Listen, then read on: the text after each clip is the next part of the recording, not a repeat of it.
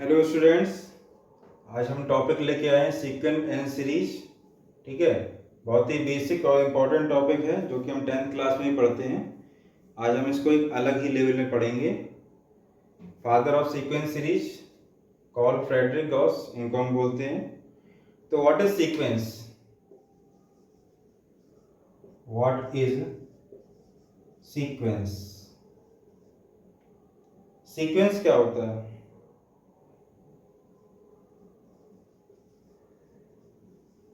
Ordered list of object.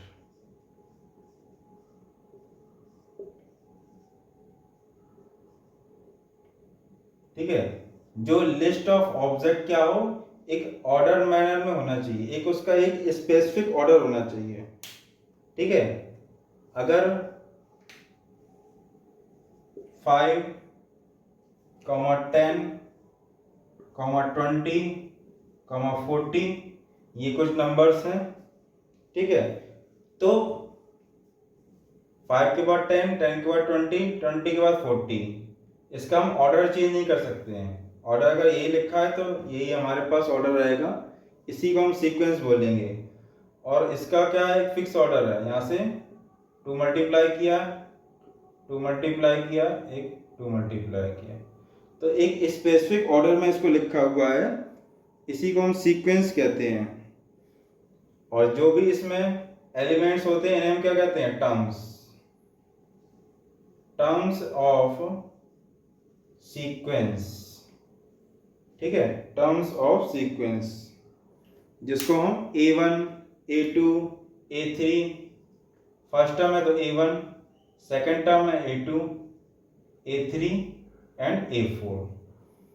ठीक, अगर ये इसमें नंबर ऑफ मेंबर्स या एलिमेंट्स अगर फाइनाइट है तो इसे फाइनाइट सीक्वेंस कहेंगे।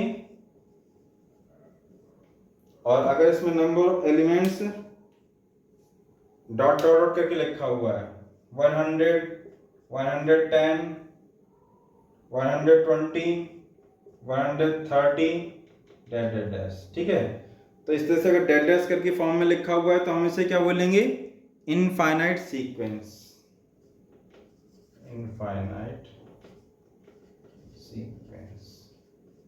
ठीक है, अभी यहाँ पर केवल सीक्वेंस की बात हो रही है, अभी हमें ये नहीं पता है ये कौन सा सीरीज है या किस प्रोग्रेशन में है। ठीक, तो अगला हम पढ़ेंगे what is progression.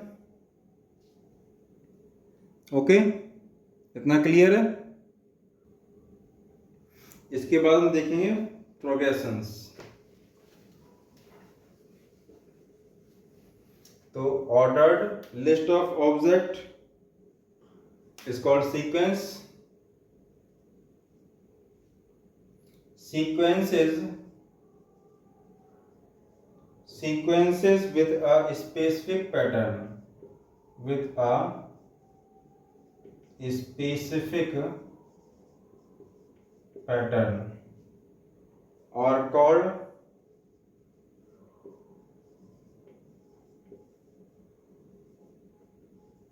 progressions।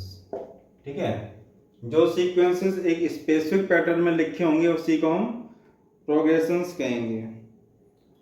Progressions can be 3 types. Number 1, arithmetic progressions. Number 2, geometric progressions, जिसे हम शॉर्ट में एपी, जीपी, और नंबर 3 हार्मोनिक प्रोग्रेशंस, जो कि हमारे अभी 11th में सिलेबस में नहीं है। एपी और जीपी हमारे सिलेबस में है 11th के। ठीक, तो हम इन पे फोकस करेंगे। तो जो हमने अभी ऑर्डर लिस्ट ऑफ ऑब्जेक्ट एक ऑर्डर लिखा था, ठीक है, वो क्या था? उसका एक स्पेसिफिक पैटर्न था। तो वो दोनों क्या है? प्रोग्रेशंस भी हैं। ठीक है, और सीक्वेंस में जैसे राम, के बाद श्याम, इसके बाद घनश्याम। तो ये क्या एक सीक्वेंस हो सकता है, ठीक है। List of object, list of persons है, ठीक। अब हम सीरीज देखेंगे। What is series? Series, series means sum of terms of sequence, sum of terms of sequence is called series।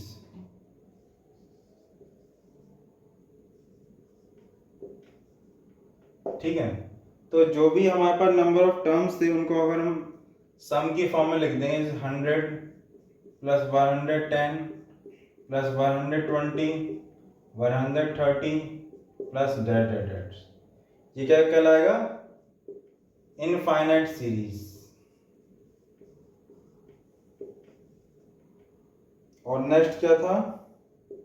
5 plus 10 plus 20 plus 40, इसे हम बोलेंगे फाइनाइट सीरीज, क्योंकि यहाँ पर नंबर ऑफ टर्म्स क्या है? फाइनाइट है और यहाँ पर इनफाइनाइट है, ठीक है। तो ये एक सीरीज हुई, लेकिन हम इसको जब सम ऑफ टर्म्स करेंगे, ठीक है, तो यहाँ पर इसको हम सम ऑफ सीरीज बोलेंगे, सम ऑफ सीरीज। यहाँ पर हम क्या एडिशन नहीं करेंगे कि this equal to 75 is a series, this is incorrect. This is a series and sum of the series is 75, इस तरह से लिखते हैं, ठीक है। तो ये हमारे पास फाइनाइट सीरीज हो गई और ये हमारे पास इनफाइनाइट सीरीज हो गई, ठीक है। हम स्टार्ट करेंगे यहाँ पर अरिथमेटिक प्रोग्रेशंस, एपी से, ठीक है। सबसे पहले तो किसी सीरीज का सिग्मा नोटेशन लिख सकते हैं, जैसे कोई चीज a1 a2 plus a3 dash dash dash a n तक इस तरह से लिखी हुई है, तो हम इसको सिग्मा की फॉर्म में लिख सकते हैं क्या? तो हम सिग्मा नोटेशन लिखना आना चाहिए हमें, सिग्मा नोटेशन। तो this series equal to sigma of a of k, ठीक है। अब k यहाँ पर वेरी कर रहा है 1 to n तक, तो k equal to 1 to n, ठीक है। तो ऊपर वाला जो हमारे पास सीरीज थी, ऊपर वाला जो उसे हमने क्या लिख दिया? सिग्मा की फॉर्म में लिख सकते हैं, सिग्मा नोटेशन बोलते हैं इसको, ठीक है। सिग्मा की फॉर्म में हम किसी भी सीरीज को नंबर ऑफ कितने भी टर्म्स हो तो उसे इस तरह से हम लिख सकते हैं सिग्मा की फॉर्म में, ठीक। Sigma means summation of these all terms. अब हमारे पास कोई सीक्वेंस दिया हुआ है, कोई सीरीज दी हुई है, तो हम उससे कैसे पहचानेंगे कि वो एपी है? तो डिफरेंस ऑफ एनी टू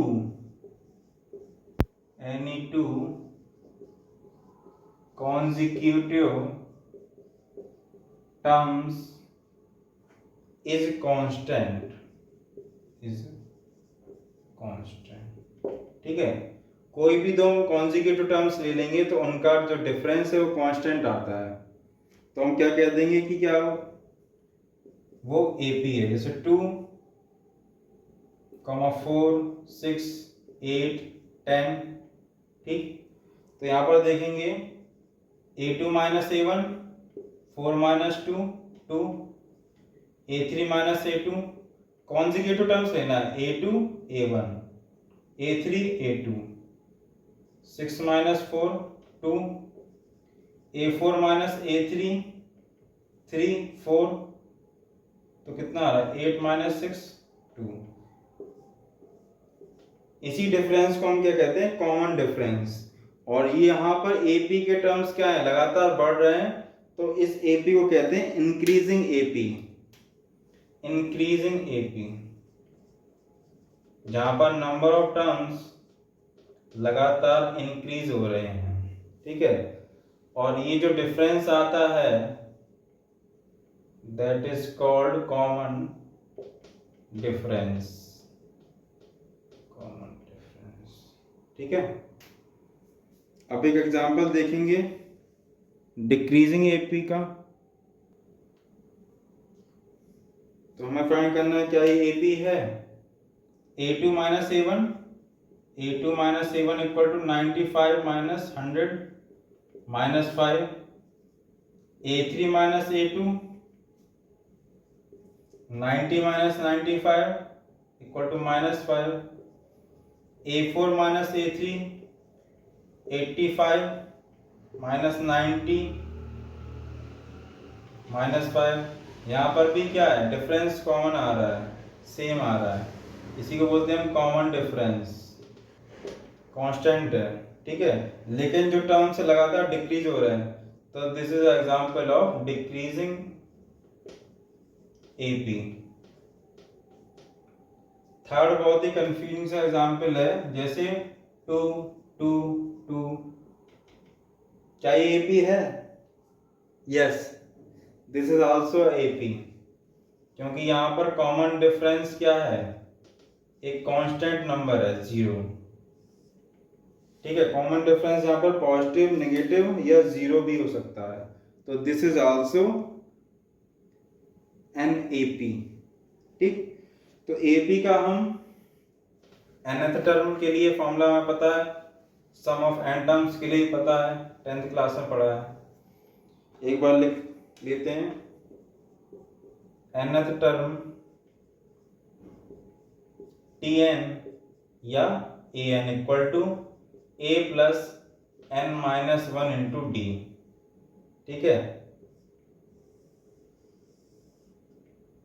और सम ऑफ n टर्म्स का फॉर्मूला होता है n by 2 2a plus n minus 1 into D. ठीक है, या एक और फॉर्मूला होता है n by 2 a plus l, या nth टर्म में लास्ट टर्म दिया हुआ है, nth टर्म, ये फर्स्ट टर्म है, ये लास्ट टर्म दिया हुआ है, तो हम ये फॉर्मूला अप्लाई कर देते हैं। और ये फॉर्मूला कैसे आता है nth टर्म का? अगर फोर्थ टर्म है तो क्या लिखते हैं उसे, a plus 3d। Second term को क्या लिखते हैं, a plus d, a plus 2d। ठीक है, second term, third term, fourth term, यहाँ पर कौन सा है, फोर्थ टर्म है, तो एक एक n डिक्रीज होता रहता है, a plus n minus 1 into D. ठीक है, इस तरह से ये फॉर्मूला हमारे पास मिल जाता है। अब कुछ प्रॉपर्टीज हैं अरिथमेटिक प्रोग्रेशन की, जो मैं डिस्क्रिप्शन में पोस्ट कर दूंगा। ठीक है, हम लोग कुछ क्वेश्चन देखते हैं इंपॉर्टेंट। अब एक सिंपल सा क्वेश्चन देंगे, find the sum of n terms of an AP. ठीक है, find the sum of n terms of AP. ठीक है, हमें एपी का सम ऑफ n टर्म्स निकालना है। ठीक है, तो हमें यहाँ पर सम ऑफ n टर्म्स निकालना है, kth टर्म में दिया हुआ है, तो a k की वैल्यू दी है 5k प्लस 1, तो फर्स्ट टर्म क्या होगा, 5 इंटू 1 प्लस 1 कितना मिलेगा, 6। a2 की वैल्यू क्या मिलेगी, 5 इंटू 2 प्लस 1 11। a3 की वैल्यू हमें यहाँ पे क्या, 5 इंटू 3 प्लस 1, ठीक है 70। ठीक, कॉमन डिफरेंस कितना आ रहा है यहाँ पर, यहाँ पर कॉमन डिफरेंस यहाँ पर आ रहा है +5 का। ठीक, तो किसी भी एपी के लिए हमें केवल 2 वैल्यू की जरूरत पड़ती है। सबसे पहले फर्स्ट टर्म हमें पता है स्मॉल a, और कॉमन डिफरेंस हमें पता है यहाँ पर स्मॉल d। तो हम उस एपी को डिजाइन कर सकते हैं। ठीक है, फर्स्ट टर्म और कॉमन डिफरेंस अगर हमें पता है, तो यहाँ पर हमें फर्स्ट टर्म भी पता पड़ गया और कॉमन डिफरेंस भी, सम ऑफ n टर्म निकालना है Sn की वैल्यू, तो n by 2 2a plus n minus 1 into D. इससे आ जाएगा। ठीक है, ए की वैल्यू पता पड़ गई, एन की वैल्यू यहाँ पे एन रहेगी और डी की वैल्यू यहाँ पर हम +5 रख देंगे। सिंपल सा क्वेश्चन था। ठीक, सेकंड क्वेश्चन देखेंगे। ये क्वेश्चन हमें दिया हुआ है, बहुत ही इंपॉर्टेंट क्वेश्चन है। ठीक है, पी एच टर्म हमें गिवन है, क्यू एच टर्म गिवन है। पी की वैल्यू यहाँ पे 3 4 कुछ भी हो सकती है और क्यू की वैल्यू कुछ भी हो सकती है, लेकिन पी नॉट इक्वल टू 3, क्योंकि दोनों टर्म क्या हो जाएंगे, सेम हो जाएंगे। यहाँ पर कंडीशन दी हुई है, इसलिए दी हुई है कि थर्ड टर्म और थर्ड टर्म क्या हो जाएगा, सेम हो जाएगा, इसलिए ये कंडीशन दी हुई है, P not equal to Q. Prove करना है sum of first P Q terms is this. तो जो गिवन इंफॉर्मेशन है उससे हम क्या लिख सकते हैं, pth टर्म।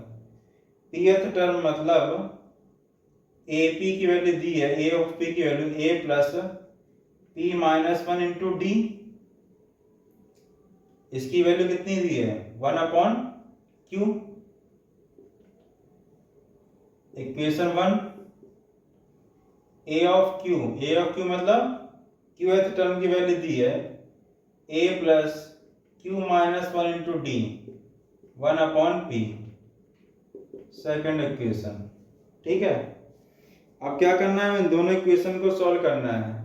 निकालना क्या है, फर्स्ट पी क्यूएथ टर्म। इसका मतलब S of P Q equal to 1 upon 2 P Q plus 1, और ये पी क्यू को क्या लिखते हैं, सम ऑफ पी क्यू को P Q upon 2 N by 2 2a plus N minus 1 मतलब P Q minus 1 into D. ये हो गया सम ऑफ पी क्यू की value equal to 1 upon 2 P Q plus 1। This equal to this को हमें proof करना है। तो जो हमें प्रूफ करना होता है उसको साइड में लिख के हम उसी की तरह ही अप्रोच करेंगे। ठीक है, ठीक है। तो सबसे पहले हमें किसकी जरूरत पड़ेगी, ए और डी की वैल्यू निकालनी पड़ेगी पी क्यू के टर्म्स में। इक्वेशन 1 है, 2 है, इनको सब्ट्रैक्ट कर दें। इक्वेशन 1 माइनस इक्वेशन 2, उससे क्या होगा, ए से ए कट जाएगा, ए से ए कट जाएगा, तो A plus P D minus D, A plus Q D minus D. This is 1 upon Q, this is 1 upon P. Subtract करेंगे, माइनस प्लस माइनस, यहां से हमें क्या मिल जाएगा, p माइनस क्यू ब्रैकेट में d equal to 1 upon Q minus 1 upon P. q की value मिल जाएगी यहाँ पर हमें, d की वैल्यू पी क्यू के टर्म्स में d equal to 1 upon P Q. इसको जब सॉल्व करेंगे हम एलसीएम देके तो हमें यहाँ पर d की वैल्यू मिल गई पी क्यू के टर्म्स में। ठीक है, हम इस वैल्यू को इक्वेशन 1 में रखेंगे जब स्मॉल d की वैल्यू को, तो मैं यहाँ पर a equal to 1 upon Q minus p minus 1 करेंगे, p माइनस 1 और d की value 1 upon P Q. a की वैल्यू हमें यहाँ से मिल जाएगी 1 अपॉन पी क्यू। ठीक है, a की वैल्यू मिल गई, d की वैल्यू मिल गई। अब दोनों वैल्यू को हमें क्या करना है, यहाँ पर पुट करना है LHS में। LHS में पुट करेंगे, सॉल्व करेंगे, ये वैल्यू में मिल जाएगी। थोड़ी सी कैलकुलेशन और है यहाँ पर बस, और ये इसके बाद फर्दर सॉल्व हो जाएगा। LHS ले लिया हमने यहाँ पर,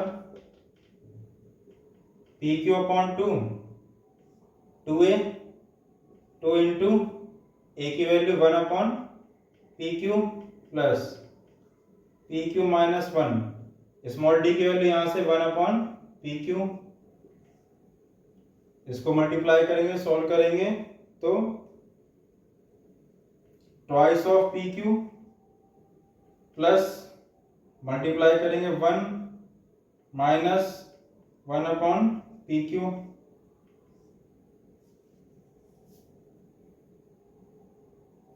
और पी क्यू माइनस 1 से 1 हो गया, यहाँ से 2। ठीक है, तो ये हमें यहाँ पर मिल रहा है P Q plus 1। P Q का मल्टीप्लाई अंदर कर देंगे, ये हमें चाहिए, 1/2 को बाहर रखेंगे, 1/2 को बाहर रखेंगे, पी क्यू को मल्टीप्लाई अंदर कर देंगे, तो यहाँ से हमें क्या मिल जाएगा, ये P Q plus 1 this is equal to R H S. Board exam के लिए और कंपटीशन के लिए, दोनों के लिए इंपॉर्टेंट क्वेश्चन था। ठीक है, स्मॉल ए स्मॉल डी की वैल्यू निकाली पी क्यू के टर्म्स में और यहाँ पर पुट कर दी, इससे हमें प्रूविंग मिल गई। ठीक है, अरिथमेटिक मीन। ठीक है, अरिथमेटिक मीन क्या होता है, जिसे हम शॉर्ट में एएम भी बोलते हैं। ठीक, तो अगर हमें क्या करना है, इस दो नंबर्स हैं उसका मीन निकालना है, स्मॉल ए और स्मॉल बी। मीन मतलब का एवरेज वैल्यू निकालनी है यहाँ पर। ठीक, तो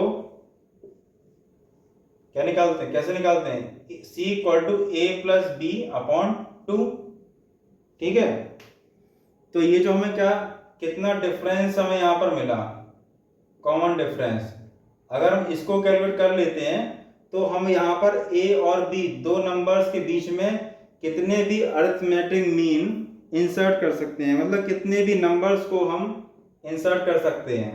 ठीक है, इस तरह से क्वेश्चन आता है, इंसर्ट 5 नंबर्स या 10 numbers between a and b such that AP resultant sequence is in AP। ठीक है, AP फॉर्म हो। ठीक, तो उसके लिए हम इस D की वैल्यू निकालते हैं, कैसे मिलेगी हमें, तो C minus A equal to B minus C. यहाँ पर हम C की वैल्यू रख दें A plus B upon 2 minus A. ठीक है, तो यहाँ से हमें कितनी वैल्यू मिल जाएगी, यहाँ से वैल्यू मिल जाएगी B माइनस ए अपॉन 2 मतलब हमारे पास कॉमन डिफरेंस फॉर्मूला निकालना, फॉर्मूला क्या हो गया कॉमन डिफरेंस का, b माइनस ए अपॉन n+1। n+1 मतलब जितने हमें नंबर्स इंसर्ट करना है उसकी वैल्यू है ये n, तो हमें कॉमन डिफरेंस d की वैल्यू मिल जाएगी, स्मॉल d। ठीक, जिससे हमारे पास सारा जो सीक्वेंस एपी में भी रहेगा और हमें उस कॉमन डिफरेंस से हम कितने भी नंबर इंसर्ट कर सकते हैं। जैसे हमें स्मॉल ए और स्मॉल बी में 5 नंबर इंसर्ट करना है,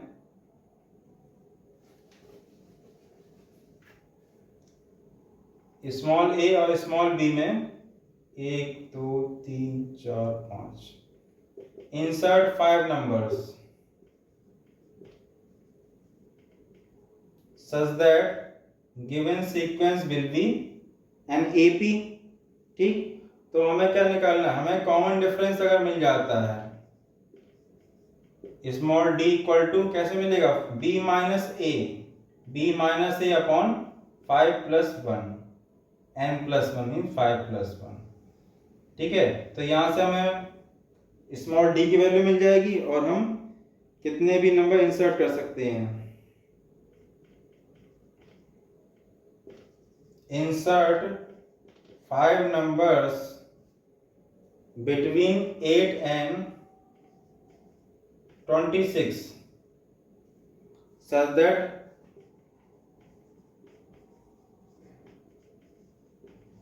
resultant sequence in AP। ठीक है, फर्स्ट नंबर यहाँ पर 8 है और लास्ट नंबर क्या है 26, हमें यहाँ पर 5 नंबर्स इंसर्ट करना है। ठीक, कैसे इंसर्ट करेंगे, केवल हम स्मॉल d की वैल्यू निकाल लेंगे, small d equal to common difference equal to 26 minus 8 upon 5 plus 1, तो यहाँ से कितना मिल जाएगा 3। ठीक है, जब हमें 3 वैल्यू मिल गई, यहाँ पर 3 ऐड कर दो, प्लस 3 कर देंगे 11, प्लस 3 कर देंगे 14, +3 कर देंगे तो 17, 20, 23। इस तरह से जो गिवन सीक्वेंस हमारा ए बी रहा, और हमने यहाँ पर इन्हीं को हम बोलते हैं अरिथमेटिक मीन। 1 2 3 4 5 हमने यहाँ पर A1, A2, A3, A4 और A5 5 अरिथमेटिक मीन यहाँ पर हमने इंसर्ट कर दिए बिटवीन टू नंबर्स। ठीक है, तो ये आते भी किस तरह से हैं, हमारे पास जो ये नंबर है वो किसका A+D होगा, सेकंड नंबर क्या होगा A+2D होगा, A+3D, इस तरह से। तो ये जो नंबर है देखो यहाँ पर small b minus a equal to d multiply with 5+1। 5+1 मतलब n+1। n+1 हमने यहाँ पे क्यों किया है, क्योंकि हमें यहाँ पर 5 नंबर इंसर्ट किया है, और ये कौन सा नंबर होगा हमें यहाँ पर, तो टोटल नंबर 7 हो गए ना। तो जो b हो गया, b कौन सा नंबर, 7th नंबर हो जाएगा। तो b equal to a plus n-1 into D होता है, n-1 इंटू डी। अब यहाँ पर n-1 कितना हो गया वैल्यू, n की वैल्यू यहाँ पर हो जाएगी n+2 -1। ठीक, क्योंकि यहाँ पर 2 नंबर ऑलरेडी थे और 5 नंबर हमने यहाँ पर इंसर्ट कर दिए। तो टोटल नंबर सीक्वेंस में कितने हो गए, 1 2 3 4 5 6 7। ठीक है, तो यहाँ पर n+2 कर देंगे, जिससे हमें अब ये 26 कौन सा नंबर हो जाएगा, ये 7th टर्म हो जाएगा। ठीक, तो ये जो कॉमन डिफरेंस का फॉर्मूला में यहाँ से मिलता है, इसका बेसिक कॉन्सेप्ट है जो वो ये है। ठीक, 5 नंबर इंसर्ट कर रहे हैं तो टोटल नंबर टर्म कितने 7 हो जाएंगे। 11 नंबर हम इंसर्ट कर दे तो कितने 13 हो जाएंगे टोटल टर्म्स। ठीक, तो डायरेक्ट फॉर्मूला ये रहेगा, और इसका जो फॉर्मूला ये जनरेट हुआ है यहाँ से जनरेट हुआ है। ठीक है, तो इस तरह से आज की क्लास हमारे यहीं तक ओवर करते हैं हम। इसके बाद हम जीपी के क्वेश्चंस लाएंगे, जीपी को समझेंगे। Thank you.